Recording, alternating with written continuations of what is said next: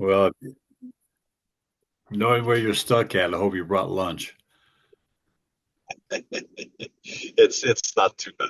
It's but thank you everybody. My name is Doug Brunke. I'm the founder and CEO of Global Chamber. This is one of those fun meetings that we do every month, and certainly one of the things that I want to do with this meeting in 2026 is to find keynote speakers who are doing global business and can kick us off and begin a conversation about a topic, maybe a market segment or various opportunities.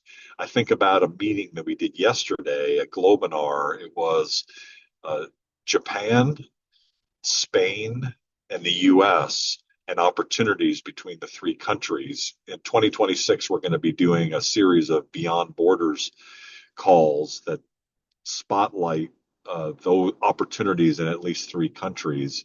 And that one was just so perfect because we had Yuka Nakasone talking about Spain. She's from Japan. We had Brian Swords in the US, who's very familiar with Japan FDI.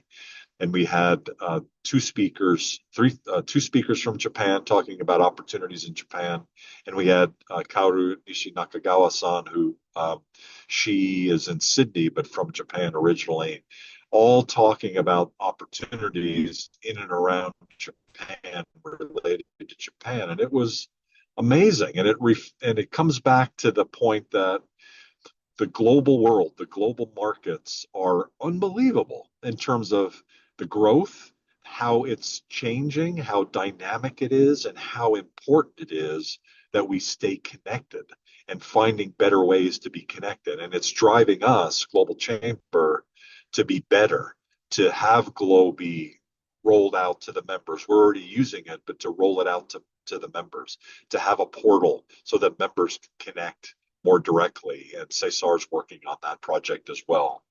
And to have a variety of ways for members to connect up to extraordinary leaders. And so for this meeting in 2026, if you have ideas for extraordinary speakers who can lay out their perspective of the world and what's going on and ignite interest and overcome some of the challenges that folks have. I don't know if he's in the call today, but Rob, is Rob here? No, Rob. Oh yeah, Rob Arthur. Rob, I think back to your comments about how frustrated you are, and so many people are about the global world of business because of some nonsense that's going on. And quite honestly, part of and this is outside of politicians and all and geopolitics, but when things change and markets change, it is frustrating for just the fact that it's changing. It makes it feel unsettled because it's so dynamic and something that we kind of counted on, like a market segment. Like, just think of the automotive world, a world that I know very well. I've spent a couple decades in the automotive world, and the fact that it's shifting to EV or maybe hydrogen ultimately, that's unsettling. Technology is unsettling and troubling. So we need speakers, and I want to have more speakers that can speak to the fact that we need to work through that, and more than work through it, we need to find ways to connect faster to the new opportunities. Although when you think about hydrogen as an example, hydrogen was big almost 30 years ago. Nissan had already developed the hydrogen program, I think 25 years ago, and was already basically ready to shift over. But you know what? Guess what? Logistics of supplying hydrogen to the market, and you've got a bomb on a car, that's kind of problematic. So that needs to be solved. So there are things that need to be resolved with that. Hydrogen has evolved to become more safer as maybe a home powering and more on buses and trains and other opportunities before it gets to cars and the distribution system gets worked out. But nonetheless, being aware of those things, if you're interested in those things, is important. And I come back to that other quality of who can we have as leaders who can speak to the challenges and say, look, it's okay. It's okay that politicians are crazy. It's okay that technology is dynamic and changing, and that markets like Saudi Arabia are evolving. We need to be aware, and we need to decide faster and better going forward about technology uh, to build our businesses. And so I'd like to start with that theme today, and I'd like to maybe go around the room and ask you, what do you think of that? Who would be a good speaker? I'm actually reading one of the Richard Branson books. I think it's The Virgin Way. So it's an older book, but he talks about leadership and talks about how important entrepreneurialism is. And if you can get Richard Branson as a speaker, great. I've mentioned about how Global Chamber has a connection to Richard Branson, and we haven't reached out to him to be a speaker at Global Chamber, but that would be kind of cool. I don't know what that deal would be to be able to do that, but it might be something worthwhile if you have a connection to people like that. We'd love to hear it. But if you could maybe, as I just kind of go around the room and have you speak, tell us whether you agree or disagree with what I'm saying, or whether there are other perspectives we should have regarding what's going on in the world today. And also if you have ideas of who you'd like to have as a speaker. And then Jim Cook, before the meeting started, was talking about San Francisco as not being on his top global list anymore, since we are structured around metro areas. It is at least in Jim Cook's top 100, so that's good, Jim. However, when you think about top three global cities in the world, what are those to you? I know what mine are, but what when you think about the next 10 years, what are the top three global cities that we all should be thinking about? And maybe some of those are ones that we haven't historically thought about as global cities. So I'd like to, if you don't mind, start with Rob Arthurs, because I brought Rob up. If you're available to speak, you know, Sure. I I feel your pain. I felt your pain, and I also see how you are expanding your view of the world, and posting about Indonesia and Canada, Indonesia, and I'm excited by that. Maybe wrongly, but I feel optimistic about what Canada is doing and what you're doing. I'm also optimistic about the USMCA program that we, as a district export council, ran last week in Arizona, that included Mexico, US, and Canada. A little bit of more background on that. The Canadian side, I actually was asked by the District Export Council to reach out to Canada and Canadian companies, because the Canadian government was not supportive of that event. They did not want to encourage Canadian companies to go to that because they're ticked off. On the other side of it, Mexico 100%, 110% embraced it. And of the 250 plus attendees at that event, well over 100 were from Mexico. I think it might have been 150, but somewhere between 100 and 150. And not just like some consultants, and not to degrade consultants. These consultants are amazing and necessary. These were companies from Mexico interested in doing business in the US, and they were engaged, they were positive, they were moving forward. So the Mexico side of the equation is all over it. The Canadian side is, I think, ultimately, and don't uh, Rob will have a better perspective than me, but as an American, because I don't really know, but I think ultimately Canada, you know, needs the US just like the US needs Canada. But the kick in the butt to Canada is good, because it's going to help Canada be more global, and be more distributed in their portfolio and less reliant on the US. And that's good. That's good for Canada. Rob, am I wrong? You're bang on, Doug. On that USMCA, where was that event, Doug? It was in Phoenix, Arizona, Okay. and and it ended up being over 250 people. And what it is a preamble to the what I guess could be negotiations, and kind of the sort of like the NAFTA to Yep. USMCA improvements, and then what becomes next improvements I mean, it's necessary, right? It's like Oh, there's no going back. It's like we're yep. married. It's not like a marriage where you get a divorce. This is a marriage that you don't get divorced. We're going to continue to be integrated in. And now the question is, what are the upgrades to the process? I think, and at least that's how I Yep. see it. No, you're bang on, and I'm surprised that there would be that sort of resistance from the Canadian side. And I would have to put that, I'd have to boil that down to our Canadian government reps in that area. I think Phoenix would probably, I believe we got a Canadian government office in Phoenix. Otherwise, I would have gone to the LA office, and that should have been because there is a huge component, especially in California, out of LA, that's very supportive of USMCA and getting things done and to keeping, if Canada doesn't participate, it's only ours to lose. So we need to be in those engagements and those events. So if there's ever any of that kind of stuff, Doug, I'd love to push from my side for those kind of events. But that's a great segue into what your comment about, where are we going and what we're doing. My frustration is, I guess, is because I'm the pioneer. We all are the pioneers. No matter what you read about in history, yes, we've had tariff stuff like this before. We've had problems like this before, but it was all different. There was not AI. There was not, I look back at even our 2010 Olympics and the things we're working on for FIFA World Cup to promote the sponsors and stuff like that didn't even exist 15 years ago when we had our big sporting event. The problem is I find right now is we're being bogged down by when I went to an event on trade the other day, it was so heavy academic that there was no entrepreneurs speaking about what I'd rather see is we're all in this together no matter what country you're coming from.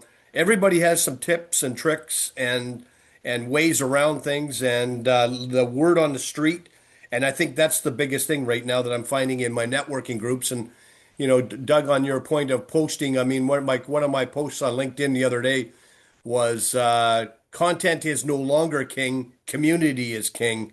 And I have had so many people. I got an interview with the Edmonton Journal next week, the Calgary Herald, and another one with the Hamilton Press regarding that article about people building community. People feel that they're inundated with content and they want community to get together to find out, just like we're doing here this morning, what are we hearing, what are we seeing, what are we breathing, and what are we sharing with each other. And I think that's really what we need. I don't know if we really need speakers because a lot of times, like I said, the one event I went to this week was supposed to be a speaker that was an expertise in this stuff, but he got up and said, I've never, no matter what I've done in university or as a professor, I've never seen anything quite like this. We've got a perfect storm in every area, and I don't believe the world's ever gone through something like this before at all at one time. So we're pioneers of something new. So yeah, that's my frustration, but it's also the same time it's a blessing that I'm going to be one of the guys that are going to be able to, going forward in the future to be able to talk about what it was like in 2025 and 26 and going through all this trade nonsense and the adjusting and the changing of the new world order, whatever that may be in business. So um, I'm sorry to ramble on, but that really, Doug, I don't know if it's speakers or just continuing to more and share tips and tricks and things that people know, the word on the street. I think that's the word for the day is building this community because community is the thing that people want right now. They're tired of content. They need to hear the real things like we're discussing this morning. It's it's it's funny because we had our Global Chamber Phoenix advisory board, and one of the comments by the one of the advisors was, we have so many great events, and we do in Phoenix, we do some in person that are really amazing, and they tend to be amazing people speaking, and they speak, and we get all this information, but we've emphasized that over connecting. And so the board there decided that for 2026, we're going to do less speaking and more connecting. And one of the ladies, her name is Bonfaris. She's she's the director of international students at Arizona State University. She said, Doug, I'll volunteer to be the events committee chair, and because I love the connections and I love Global Chamber because it's all about connections. And so two things you said there, Rob, I thought were really great. One was the community is king. That is important, and that's what It we're is. all about, and the connections, and so I just love that, and we need to adjust what we're doing to be, at the end of the day, yeah, we need speakers, we need content, we need stuff to be out there, but really what we do and what we're good at and what we need to be better at and what we need to focus on, we Global Chamber I'm speaking about, is community and building the community. That's why Cesar is building the portal. That's why we have Globy. And so thank you for, you know, the reinforcement of, I think, what we know and believe. And the other part I totally with you on is the concept. Those of us who are entrepreneurs, when people who are academic, start speaking, it just doesn't feel the same. It's not useful. And to talk about, the geopolitics, and I mean, we need to have some of that, right? We need to be exposed to some of that. But at the end of the day, that's not paying the bills. To Yep. pay the bills, you need deals, and you need to talk to people to move things forward. And that's our focus going forward, is deals and a community to be able to create deals, and everything else is peripheral.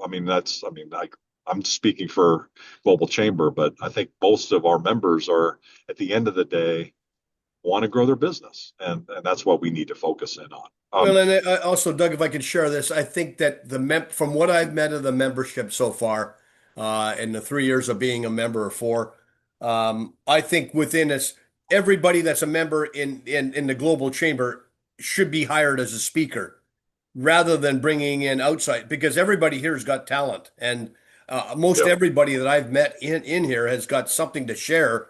Where we're all, and I look around and thinking, wow, we're always bringing in these, not Global Chamber, but and some of the organizations, we're always bringing in speakers, and I think, wow, the Global Chamber has got so many cool people that are so plugged in to things that are going on. And these everybody that I've met in the Glober themselves could be a speaker and should be an authority on trade.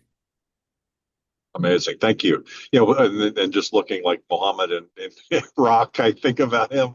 He kind of come out of nowhere, and then suddenly it's like, oh my God, this guy is amazing. He's extraordinary, and hopefully we'll have time to speak with him here today. In terms of um, top three global cities for you, what do you think? You know what? I really have to go to the Southeast Asia. I think any of the cities in Vietnam right now are top list, are top tier for me. I think there again in that same area, Malaysia, Jakarta is another, and in Indonesia, those are top tier. I think Dubai and in those areas they're pretty saturated right now, and there's everybody's scrambling to get that Middle East money, but I think it's a bit oversaturated. So I like the markets where we got second city tier cities that are coming up, and that would go with any of the cities in Vietnam, Malaysia, or Indonesia. Those markets I really like, and it's huge concentration of growth of middle class. Amazing. I love that. And I was in a call yesterday. I was talking with the Hong Kong Trade and Development, uh, is it corporation? HKTDC. They're going to be at CES in Las Vegas. So if anybody here is going to be at CES, do a shout out, because we're going to have a couple side events there, and we're actually probably going to be part of the HKTDC, something related to that. And I was explaining Global Chamber and how we help on the economic development side, and I actually chose Malaysia as an example. I remember 20, 30 years ago when I went to Malaysia, I didn't feel comfortable, or I there was just it just didn't I didn't I love Japan, and that's easy for me. China is pretty easy, but it's, the people are, a little bit less easy for me to understand. Malaysia, they were real friendly, but I didn't really feel comfortable. Now it's totally different. And so what I explained to her is that here's a market that is underappreciated because I think I'm not alone. There's a lot of people who are, see different culture and see different things from what they're used to, and it becomes harder for them to adjust and to jump in. And so I think one of the things by you mentioning those cities, those are culturally different from us. A lot of people that I've met say, well, I'm comfortable with Europe because, maybe they're German American or something like that. But Asia is really different, and that makes people hold back. And so I think there's an opportunity for all of us to be a bridge there. So thank you for your comments there. I think that's a really important concept. Great cities too. Have you been to all those? I have not. I'm hoping to go to Da Nang, Vietnam this winter to spend some time and explore parts of Vietnam. Malaysia is definitely Kuala Lumpur is definitely on my hit parade because that's like I said, and you alluded to is 20 years ago is something a city or a country I would never ever thought of going to. To me, it would have been dangerous, but to now the fast pace and what's going out of there and the GDP that's coming out of Vietnam and Malaysia and Indonesia, those regions are something that are growing so exponentially fast. And you need a if the wolves are going to Dubai, I'm going away from the where the wolves are not going. I don't want to have to. I want to go away from the wolf pack, and so I have not been there, Doug, but I hope to be there sometime this next year. I'd love to Okay. see a global chamber trade mission go that way. Okay. We'll work on it, and both Matrade and MITA are part of Global Chamber, and so we'll work on that with priority. Let's keep going around the room. Thank you, Rob. That was great contributions. Let's go. Khalid, are you available to speak? Are you open to sharing a little bit about how you're viewing the world right now, and also maybe kind of build on this conversation that we're having. And if you'd like to list the top cities, is there a city in Pakistan that we should be thinking about, and or anywhere else in the world? Are you available to chat? And that's okay if you're not. I thought I saw your picture. Are you unmuted?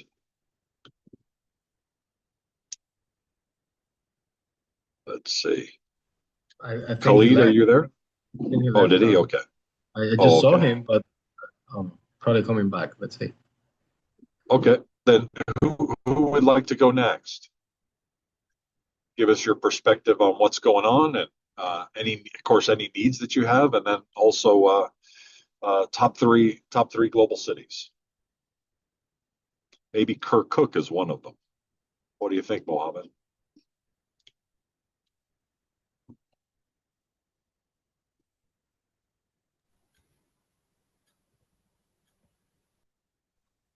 Hi, hi, Doug. Hello.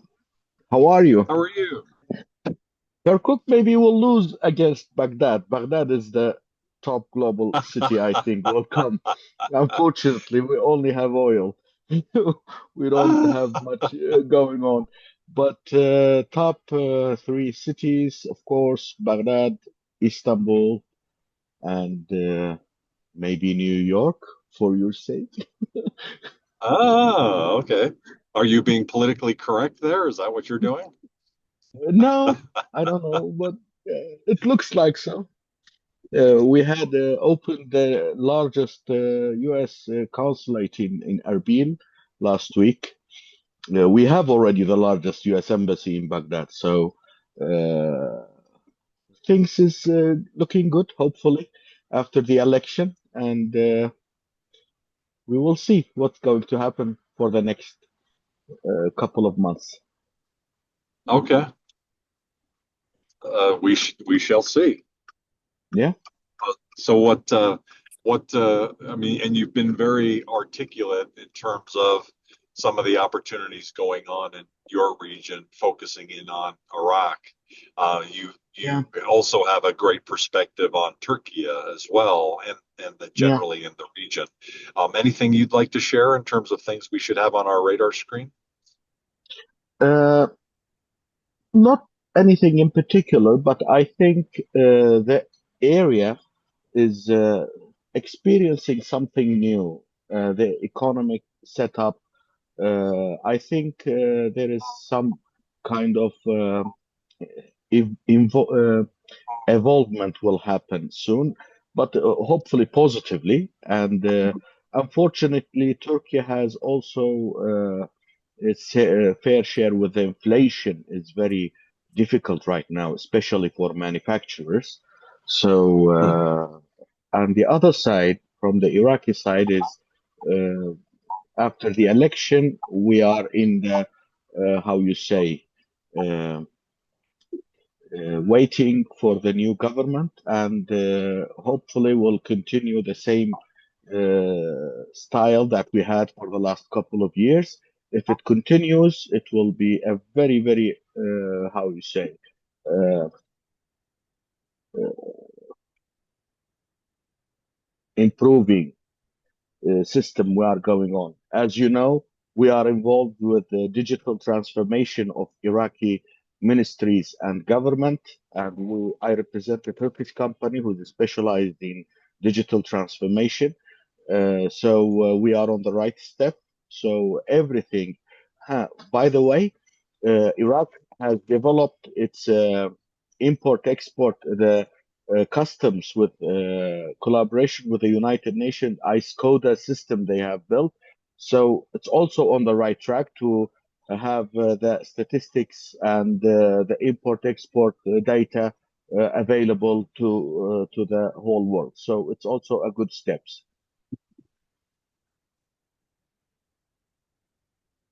Great input. Thank you very Thank much. you. And hopefully, Thank you. hopefully that situation after the post-election is a continuity of what you've been saying. It's been good Yeah, progress, hasn't it?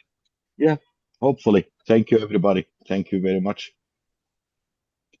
Who would like to go next? All right, Doug, I'm back. I had problems with the technical problems. Oh, no problem. All good. Um, any perspectives you'd like to share about opportunities right now? Any needs you have, and top three global cities? Yeah, it's interesting how the previous speaker said the main expansion is really in Asia. Indonesia, Vietnam, Malaysia, India, etc. So those are the major growth areas. But there's one thing I want to follow up on a previous point which you mentioned, and that was the changes that are taking place out there. I was recently at a conference, and the speaker, we was on AI, and the speaker said, if you think what you're seeing now, you can't get a handle on it, wait for the next 2 years. So you better catch up with what's happened up to now, so you can stay updated with what's coming. Wow. Well, what do you think that is? Well, AI applied to all kinds of professions, etc. You have a background in the automotive industry. It's interesting. I was with somebody yesterday, and they were developing an app whereby when you call up the car dealership, you have a live AI person that does the whole thing from A to Z. So pretty much, I'm thinking the same thing's going to be applying to where in this industry, including mine in the real estate. So we have to kind of think ahead and catch up with what's happened up to now, so we can keep up and stay stay in our business. And education, as you said, is very important. Getting speakers who can bring us up to date with what's happening, what's coming down the road, etc. So I appreciate you taking the lead on that and getting some speakers who can update us, keep us informed, how we can keep up with all the technological changes out there, especially somebody like me from the older generation. One of the you reminded me of something that happened yesterday. We had we had a big event in the evening at Thunderbird, but at lunch we did a gathering uh, in Phoenix at a Japanese restaurant with a variety of members, and one of them is with a construction company, very old and established. They're members of Global Chamber called Kraus Anderson. They're based in the Midwest. They do, I think they're 120 years old. It's that kind of type of company doing projects all over the world. And what he was saying relates to your comment about technology and the changing, at least in the US, with the new administration. They've gone out and they've uh, asked a company called Palantir, which I think probably all of you know, with technology company, to establish a new RFP system within the US that uses AI and uses technology in different ways than ever used before. And because of that, this company has had to go and study what's being done because everything is going to change relative to the RFP process for the US government. So anybody that has US government activity, everything is changing. And so they've actually studying it, researching it, trying to figure out how they can be effective in it because it includes now a variety of things that haven't necessarily been dialed in. And so I think it goes to your point very strongly that you think it's changed so far. Guess what? It's going to change even more. Thank you, Khalid. Who else would like to talk today? Anybody else? I've got something to say if I have a moment. I'm Christopher Phillips, and I'm an international English language coach, and my company is called Beautiful American English. It's interesting hearing about AI and what's coming. I was an editor at the New York Times for 23 years, and I got there in 1991, which was before the internet. And I left there in 2014 when we were sort of in the modern era. And when we were doing fact checking, like on the various desks, before the internet, it was crazy. We had to look at books, we had to call people. Then the internet happened, and it was a huge revolution. But then came the question, which sites do you trust and which do you not? And there was a big learning curve there. So there was all this available to us, but how to use it and what to use and what not to use. That's what I see is happening now with AI. Is this is all, we're just talking about it, oh, AI, but people don't really know how to grasp it, what to trust and what not to trust. And it took a few years to get good at that, and then once we did, it revolutionized the whole newsroom, definitely for the better. When it so I've been through this before. When it comes to big cities, to important cities, I can go by where my students are coming from now, and lots of people coming from Sao Paulo. All of a sudden, I'm getting tons of people from there. I am a specialist in Asian languages, and I'm seeing a lot from Bangkok. Not that the Thai economy is the most important in the world, but when you're in Bangkok, I was reminded of San Juan, Puerto Rico, in a very strange way. Everything in Southeast Asia somehow comes through Bangkok, just like everything in the Caribbean ends up, you always end up going back to San Juan in some way. So I think that Bangkok is the hub of that whole region. At least that's how I experience it. And the other places I am looking for is Lagos and Dakar, Senegal. There is tons of energy there, and I'm getting all of a sudden a lot of student interest from there as well. This is a fascinating thing being in Global Chamber. First of all, the caliber of people here is unbelievable. But I'm also getting these sort of inside look into all this industries, and I'm in a strange industry because I'm in every industry, because in every industry people need better English. So this has been a great education for me. Um, and I guess that's all I need to say. And I thank you very much for letting me be here. Thanks for introducing more cities.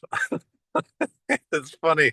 I hadn't thought of Bangkok as a center point for activity, but it's an important city, no question about it. That's awesome. Anybody want to react to that? Jim, I see your hand up. I don't know whether it's a reaction to what Christopher talked about, or what do you think about what he just said? It's interesting. The city, you're right. It's interesting the cities he brought up that are approaching him to get better English. Now, I spent a lot of time, a lot of time in Bangkok, so their English is pretty good. But as their SMEs get stronger and stronger, and it's going to be interesting. My list is a little bit different, but it's interesting with the Sao Paulo and then some of the southeast, the car and all of that. It's just interesting that all of a sudden English, which has been established for decades now as a true business communication channel, is just interesting on the cities he dropped out.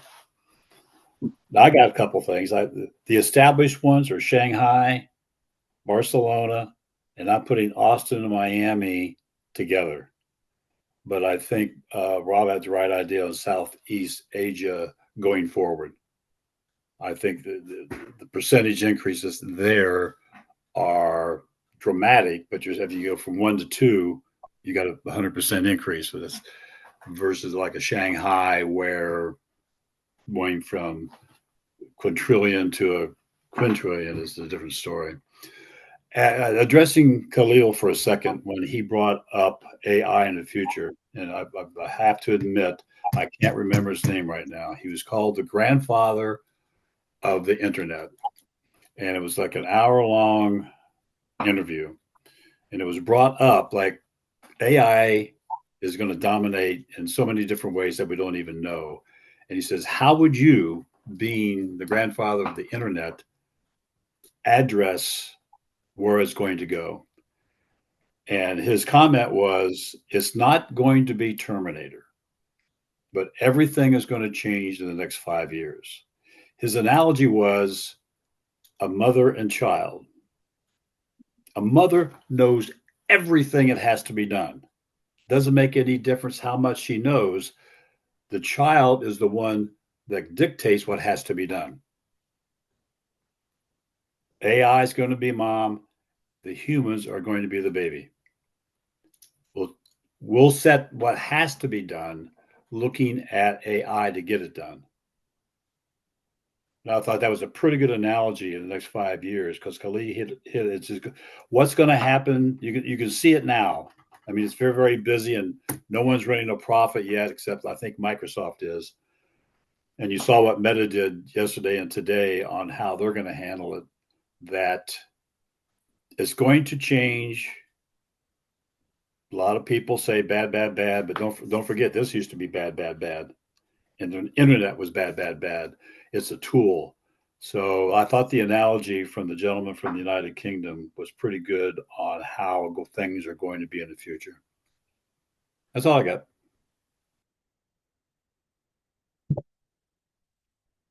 Thank you, Jim. It looks like Miguel has his hand up as well. Miguel, what would you like to share? What 3 cities?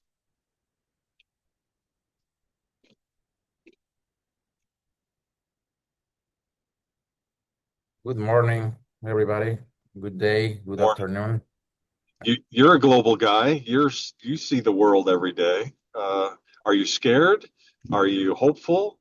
Are you optimistic? Are you pessimistic? Are you realistic? I would say that it's complicated. Whether that's good or bad, I guess depends on each of us. Yeah. Um, What I see in general is, well, of course, the things that change, the things that the way things are moving on every sense, and now fueled by AI, is just incredible. If we think we go back 20 years, 30 years, and the difference and all the tech progress and everything is just incredible. So I work in strategic planning. That's one of the things that I do. And it used to be like in a company, you had to have a strategic plan for 5 years, right? That's no longer possible.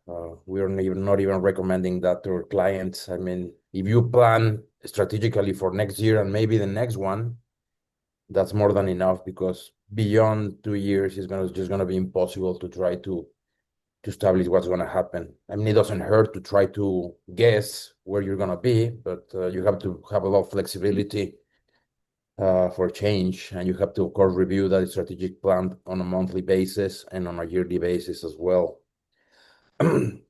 Something that I'm really still surprised doesn't, I mean, just doesn't stop to amaze me how companies are not aware of operational efficiency. That's half of what I do. And I'm not talking about doing a commercial here, but operational efficiency is not something that is subjective. It's something that is comes down to numbers. At the end is not my opinion or anybody else's. Numbers will talk and let you know what you should be doing. And still, 90% or more of organizations and companies are not aware of it. Only high-tech industries, automotive, aerospace, and stuff like that. That's something I think that is very important because that also gives you the flexibility to adapt to changes. You know, we could all see what happened in the pandemic. I don't know what your experience, but mine is that I saw companies disappear. I saw companies that were small just grew quite a bit because they were able to adapt to the circumstances. And well, I mean, that still impressed me today. I'm involved also on that because companies that are not operationally efficient cannot really get internationalized. And most companies will say, yeah, we have the best product, we have the best pricing, we have the best quality, we have the best service. And once you take them out there and start promoting their stuff, then you realize that they're not up to the challenge. So I think that's nowadays that's very important. And those companies that become aware of what of the importance of operational efficiency, those are the ones that are going to succeed for the coming years. That's for sure. Now, talking about cities, talking about changes in the continent, in the world in general, I think that we all have to keep an eye on El Salvador. What Nayib Bukele is doing here is amazing. I never thought that anybody could actually get rid of the Maras, and he has done it, and he has just turning El Salvador around. So everything that is very small country, it's about 2 million people, but what's going to happen there because of what he's doing, maybe maybe the first country in the American continent, in Latin America that becomes a developed nation with what he's doing. So very important to pay attention to that. I'm already reaching out to prospects there and doing some business development there to see what's going to happen. I think it's very interesting. And then also I am right now in Santa Cruz de la Sierra in Bolivia, a city that nobody knows. If we poll around, probably nobody here knows it, or probably one or two of you guys. And it's the largest city in Bolivia. Cesar, you're Hispanic, you don't count. No, but even if you know, I mean, I was not aware of Is Santa the Cruz. economic center, right, of Bolivia. Yeah, you're correct, but nobody knows that, Cesar. Nobody knows that in general, and it's right now it's around the 3 million people city. All the industries here. The department which is what we have down here. We don't have provinces. Well, actually, there's provinces within the departments, but there's no states here. There's departments. And the department is the economic powerhouse of the country. Half of the country pushing for becoming an independent country a bit, because it's quite different from the western part of the country. I think also there was an election recently, and there was a change of government last month. They just took over, and the last government left a mess. And it would seem that this government is trying to change things, and a few things are changing. And even though the candidate that I like didn't win, I think the guy that got in, I think he's doing some good things. Some of the people that he's putting in charge, I think, are professional individuals and they know what they're doing. And I just mentioned this because I think it's just a city to watch, because it's just right in the middle of the southern cone. And when you talk about Bolivia, everybody recognizes La Paz for being the capital at the highest altitude of the world and so on, but there's nothing there. There's very few things there compared to Santa Cruz. And nobody knows either that you can connect from here to a lot of places. There are flights from here directly to Madrid, Spain, to Miami, Panama, Bogota, Sao Paulo, Buenos Aires. So it's could become a really important connection hub. There's a plan, such as the one in Mexico, to create a corridor that would connect Atlantic and Pacific Ocean, going through Brazil, Paraguay, and so on, and exiting in Peru. But Bolivia was bypassed, and that's because of the lack of the previous government to do something about it. But I think that maybe that can change in the coming years. So a couple of places to keep an eye on, El Salvador and Santa Cruz, Bolivia, for sure. Thank you. Thank you. Love the fact that you've each listed a different group of cities. That's just so awesome. That's great, and not necessarily ones that are on everybody else's top list. So I love the diversity of that. Any response from anyone else or anybody else that would like to add to the conversation today?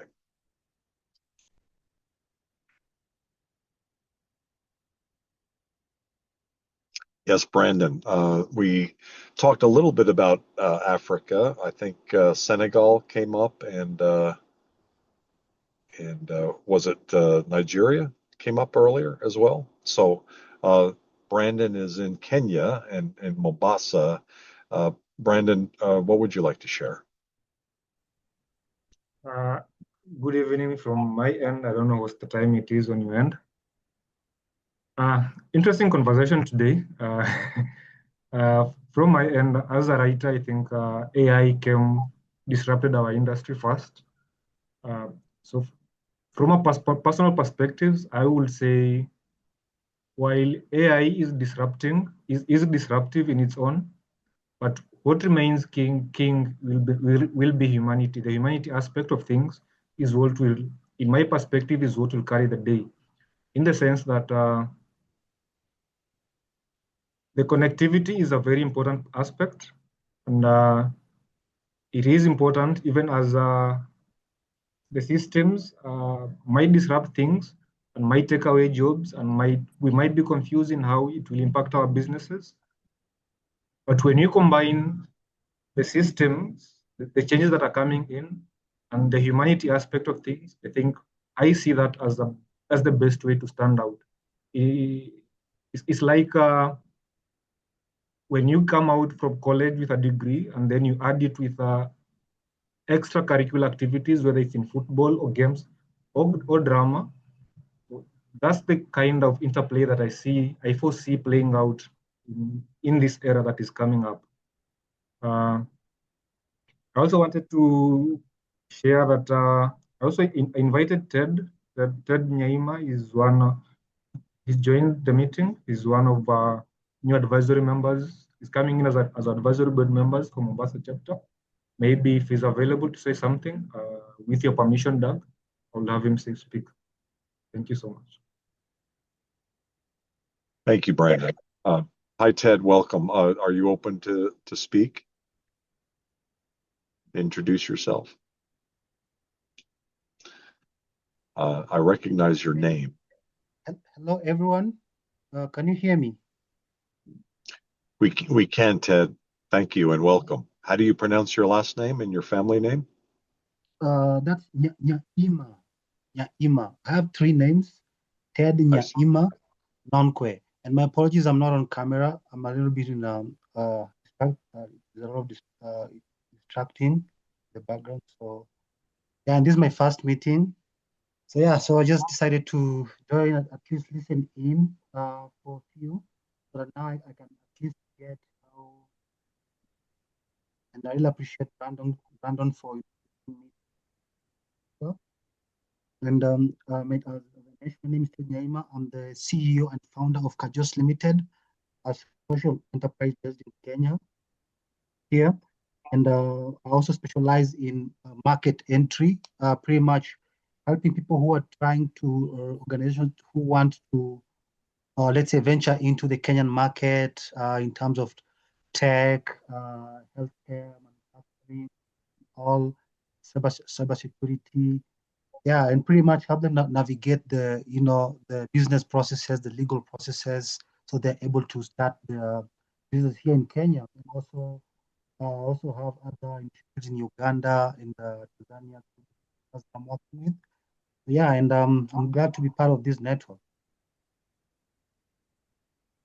Well, welcome. In terms of key cities we should have on our radar screen, what top three global cities, from your perspective, should we be thinking about for 2026?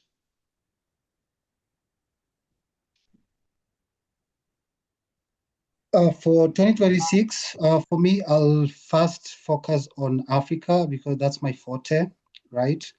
Especially also push the Mombasa narrative because that's where I also want. I've also joined to be an advisor. Yeah, Yes. yeah. So yeah, definitely because Mombasa is one of the biggest port areas around the East Africa. So like the goods come through the Indian Ocean, then they are transported throughout the rest of East Africa. Like like Uganda is a landlocked country, all this other South Sudan and all. So a lot of goods that go through other parts of East Africa come through Kenya here, making it a very strategic region. Yes, apart from that, I'm also looking at, because I mentioned my focus pretty much is in Africa. Ethiopia is also one of the, like Addis Ababa, one of our major port of, let's say, trade, because there are a lot of companies now who are venturing into Ethiopia, Safaricom, which is one of the biggest telecommunication in Eastern Central Africa here. Yeah, and so that's also one of a major place that I feel should be we should also be on the radar. Thinking of Nigeria, for me, as earlier one of you mentioned that there are places that are very they're very competitive because people focus on these regions a lot. And for me, I'm also trying to think about regions that are not so well, places that have a lot of opportunities, like Rwanda. Rwanda too, like the government are really playing a huge role, especially in inviting the stakeholders, business people. Like you imagine starting a business in Rwanda is free of charge. And so yeah, there's also a lot of government incentives for people who want to venture into the country. So yeah, so I think in the Eastern Africa in general has a very huge potential, especially for the three regions that I've mentioned. Thank you. Great impact. love your input. Thank you very much and welcome. We have, it looks like we're at the end of the hour actually. So we're going to have to wrap it up. Thank you everybody for participating today. This is a monthly meeting. It's the first Friday of every month. I apologize that I was driving. I did finally make it to home where my home office is. So I'm stable, at least for the moment. I've really appreciated all of your input, both on the opportunity side and also on the cities. I'm going to try to put a LinkedIn post together with all the different cities that you listed. And I'm actually working on chapters for next year. I'm going to make sure that all of those cities that you mentioned are in our top priority list so we can continue to build out around the world. I believe this might be the last event for the week. And either way, please check the agenda and the calendar for other opportunities. Let us know things that you'd like to hear. And to our point earlier in the meeting, we have a variety of things already forming for 2026, more like the Beyond Borders and more like events that allow us to do things like this where we connect up with each other, learn from each other, be able to reach out via LinkedIn to each other, and be able to grow our business. So thank you everybody for your support and collaboration. Have a great rest of your Friday and a great weekend. Happy Be holidays. global and unstoppable. Thank you. Thank you guys. Have a good weekend. Take care. Bye. Bye. Everyone. Thank you all. Bye. Bye-bye. Thank you, everybody. Have a great weekend. now. Bye-bye. Thank you very much. Appreciate it. Thanks all. Thanks, Mohammed. Bye. Thanks, Sophie. Thank you, Doug.